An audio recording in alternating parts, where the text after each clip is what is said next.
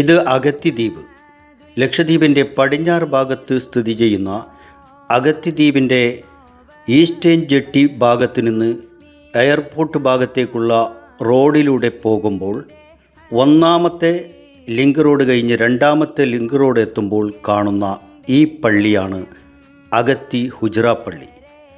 അഗത്തി ഹുജ്റ പള്ളിക്ക് ഒരുപാട് അധികമാരും അറിയപ്പെടാത്ത കഥകൾ പറയാനുണ്ട്, ചരിത്രം പറയാനുണ്ട്. ആ ചരിത്രം ബഗ്ദാദിൽ നിന്നാണ് ആരംഭിക്കുന്നത്. ഈ കാണുന്നത് അഗത്തി ഹുജ്റ പള്ളിയുടെ മുറ്റത്തുള്ള കുളിക്കരയാണ്. കുളിക്കര എന്ന് പറയുമ്പോൾ ലക്ഷദ്വീപുകളിൽ ജാറങ്ങൾക്കും മഖാമുകൾക്കുമാണ് കുളിക്കര എന്ന് പറയുന്നത്. മഹാനായ ഖുത്ബുൽ അഖ്താബ് ഷെയ്ഖ് മുഹീദ്ദീൻ അബ്ദുൽ ഖാദിർ ജീലാനി തങ്ങളുടെ വംശാവലിയിൽ ജനിച്ച പ്രമുഖനായ സൂഫി ചക്രവർത്തിയായിരുന്നു സയ്യിദ് ഫതുല്ലാഹിൽ ബഗ്ദാദി റളിയല്ലാഹു അൻഹു. അദ്ദേഹം പിന്നീട് കുടുംബസമേതം കർണാടക സംസ്ഥാനത്തെ അങ്കോലയിലേക്ക് താമസം മാറ്റി. ദീനി പ്രബോധനത്തിൽ മുഴുകി. അദ്ദേഹത്തിൻ്റെ മൂസ വലിയുള്ള എന്ന പേരിൽ അറിയപ്പെട്ട മകൻ വിജ്ഞാന സമ്പാദനത്തിന് നിരവധി നാടുകളിൽ ചുറ്റിക്കറങ്ങി. ധാരാളം പുണ്യ പുരുഷന്മാരെ കണ്ടുമുട്ടിയ അദ്ദേഹം ത്വരീഖത്തിൻ്റെ വഴിയിൽ തൻ്റേതായ സംഭാവനകൾ അർപ്പിച്ചു. സയ്യിദത്ത് ഹലീമ എന്ന മഹദിയുമായുള്ള തൻ്റെ ദാമ്പത്യത്തിൽ വിരിഞ്ഞ അനുഗ്രഹീത പുത്രനായിരുന്നു ലക്ഷദ്വീപിൽ അഹ്ലുബൈത്തിൻ്റെ അസ്ഥിവാരമിട്ട വലിയ ഷെയ്ഖ് തങ്ങൾ.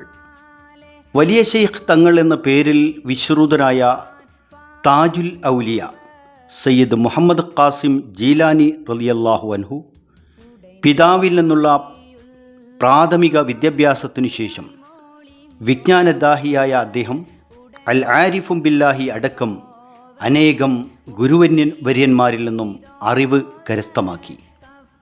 എങ്കിലും ആത്മീയ ആനന്ദം മതിവരാതെ ഖാസിം വലിയുള്ള സുഹൃദിലായി കാലം കഴിക്കാൻ കൊടും കാടിൻ്റെ വിജനതയിൽ ഏറെക്കാലം കഴിച്ചുകൂട്ടി.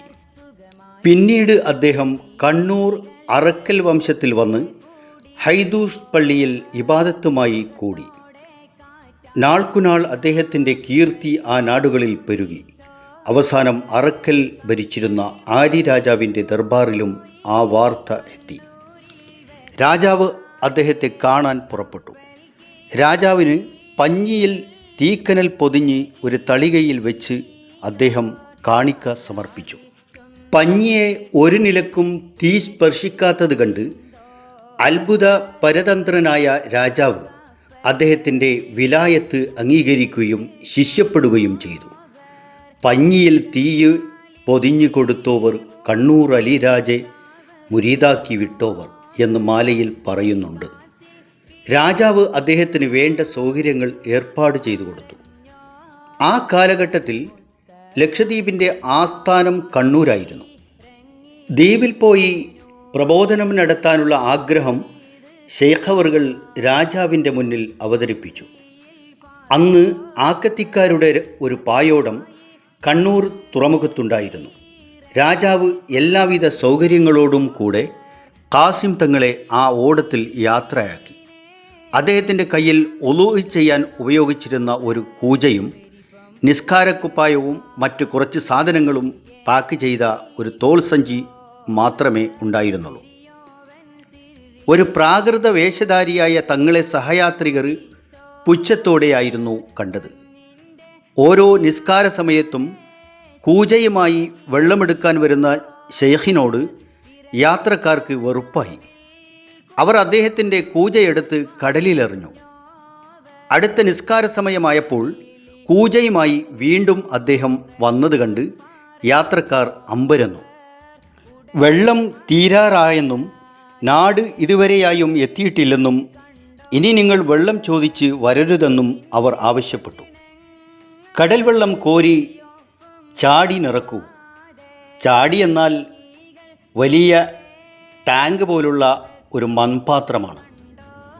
അത് നല്ല വെള്ളമാകും. എന്ന് പരിഭവങ്ങളില്ലാതെ ശൈഖ് അവർകൾ പറഞ്ഞു. മനസ്സില്ലാ മനസ്സോടെ യാത്രക്കാർ അങ്ങനെ ചെയ്തപ്പോൾ നല്ല ശുദ്ധവെള്ളമായ കുടിവെള്ളമായി അത് മാറി. ഇത് കണ്ട സഹയാത്രികർ തങ്ങളുടെ കൂടെ യാത്ര ചെയ്യുന്നത് ഒരു പുണ്യപുരുഷനാണെന്ന് തിരിച്ചറിഞ്ഞു. അദ്ദേഹത്തിൻ്റെ കാൽക്കൽ വീണ് മാപ്പിരുന്നു. പിന്നീട് അദ്ദേഹത്തോട് ഭക്തി ആദരവുകളോടെ അവർ പെരുമാറി. ആക്കത്തിയിലെത്തിയ തങ്ങൾ ഇന്നത്തെ ഹുജ്റ നിൽക്കുന്നതിൻ്റെ വടക്ക് പടിഞ്ഞാറ് ഭാഗത്തുള്ള ഒരു ചെറിയ നിസ്കാരപ്പള്ളിയിൽ ഇബാദത്തും ദഅവത്തുമായി കൂടി. ചെറിയ പള്ളി എന്ന് ഇപ്പോഴും അറിയപ്പെടുന്നത്. ദോലിപ്പാട്ട്, കൈകൊട്ടിപ്പാട്ട്, ആട്ടം തുടങ്ങിയ നാടൻ കലകളോട് ഏറെ പ്രിയം ഉള്ളവരായിരുന്നു അന്നത്തെ ദ്വീപുകാർ. ഇത് മനസ്സിലാക്കിയ വലിയ ശൈഖ് തങ്ങൾ ദഫ് മുട്ടിക്കൊണ്ടുള്ള റിഫായി റാത്തീബ് ആ പള്ളിയിൽ സ്ഥാപിച്ചു. ഇന്നും തിങ്കളാഴ്ചയും വെള്ളിയാഴ്ചയും 2 പെരുന്നാൾക്കും വിശേഷ ദിവസങ്ങളിലും ദഫ് റാത്തീബ് നടത്തി വരുന്നു. പകർച്ചവ്യാധി പിടിപെടുമ്പോഴും റാത്തീബ് നേർച്ചയായി നടത്താറുണ്ട്. ആക്കത്തിയിലെ ദാവിൽ എന്ന വീട്ടിൽ നിന്ന് വലിയ ശൈഖ് തങ്ങൾ ആദ്യമായി വിവാഹം കഴിച്ചു. അവിടെ അദ്ദേഹത്തിന് ലഭിച്ച സന്താനമായിരുന്നു സയ്യിദ് ഇബ്രാഹിം ഫത്തഹുള്ള.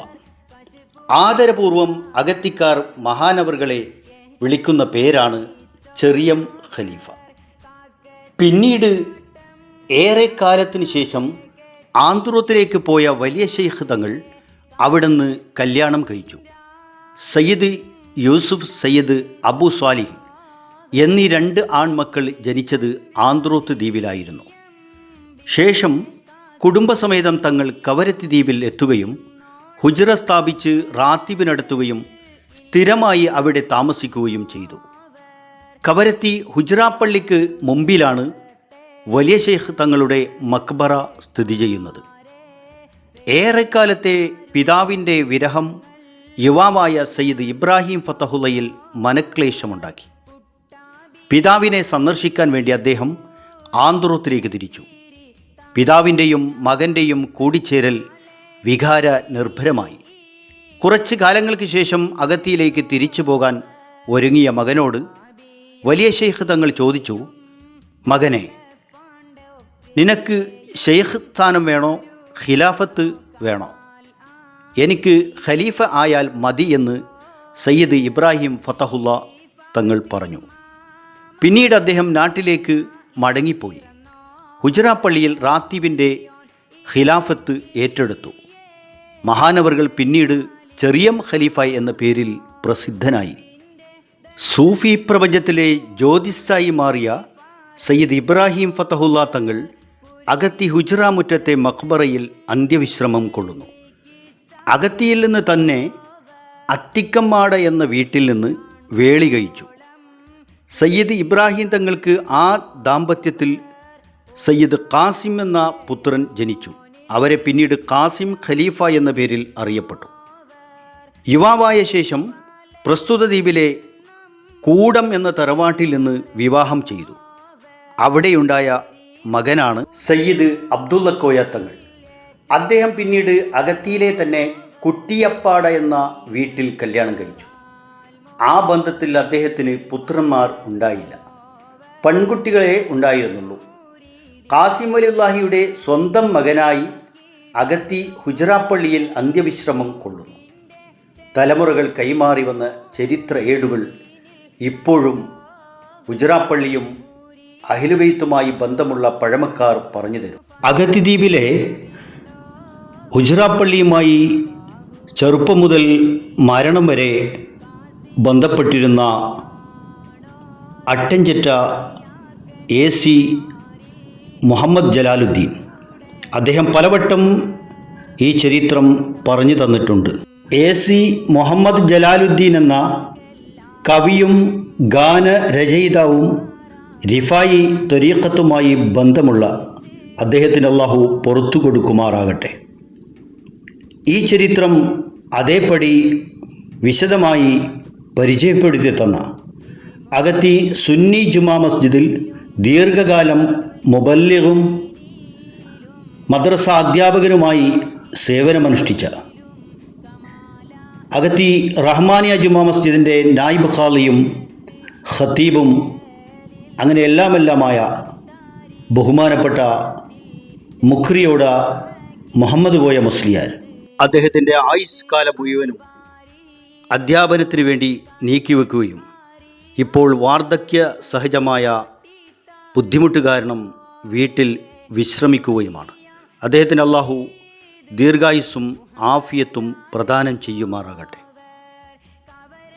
അഗത്തി ഹുജ്റ പള്ളിയും കുളിക്കരയും ഭൂനിരപ്പിനോട് ചേർന്നിട്ടായിരുന്നു. പിന്നീട് കവരത്തി ഹുജ്റ പള്ളി പോലെ മണ്ണിട്ട് ഉയരം കൂട്ടിയതാണെന്ന് പ്രായം ചെന്നവർ പറയുന്നത് കേട്ടിട്ടുണ്ട്. കുളിക്കരയുടെ അകത്തളത്തിൽ കയറിയാൽ ഈ സത്യം ബോധ്യപ്പെടും.